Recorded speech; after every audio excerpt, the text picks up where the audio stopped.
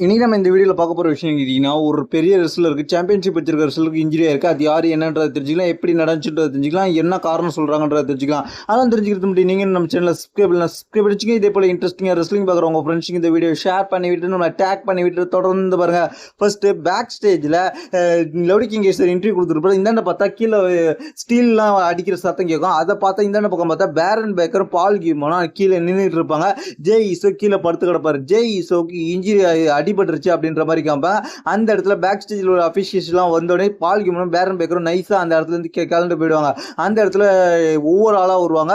ஒவ்வொரு ஆளாக வந்து என்னாச்சு ஜேஎஸ்ஓன்னு பார்த்துட்டு இருப்பாங்க. அதுக்கப்புறம் ஒரு கட்டத்தில் வந்து திடீர்னு செமிசைன் உடையாரு. செமிசைன் உடையாந்து என்னாச்சு ஜேஎஸ்ஓன்னு பார்ப்பாரு.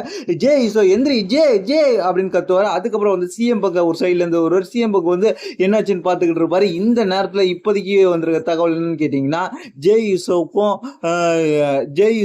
இப்போ இன்ஜுரியா இருக்குன்ற மாதிரி தகவல் கிடைச்சிருக்கு. பேரன் பேக்கர் அட்டாக் பண்ணது மூலமா ஜே ஈசோ இன்ஜுரியா இருக்கான்ற தகவல் கிடைச்சிருக்கு. அது எந்த மாதிரி இன்ஜுரின்ற மாதிரி அவங்க கிளியர் பண்ணல. இப்போதைக்கு ஜே ஈசோ ஃபர்ஸ்ட் இன்ஜுரி ஆகிட்டு இருக்காருன்ற மாதிரி சொல்லியிருக்கிறாங்க. பொறுத்து தான் பார்க்கணும் ஜே ஈசோ இன்ஜுரி எந்த அளவுக்கு இருக்க போது, ஜே ஈசோ அடுத்து என்ன பண்ண போறாருன்னு.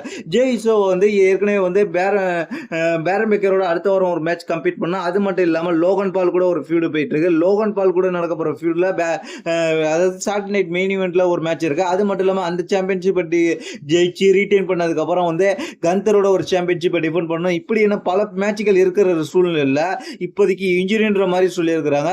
எந்த அளவுக்கு இருக்குன்றத பொறுத்து தான் பார்க்கணும். இதை பற்றி உங்களே கருத்து கீழே உள்ள கமெண்ட்ஸ் பண்ணுங்க. தேங்க்ஸ் ஃபார் வாட்சிங்.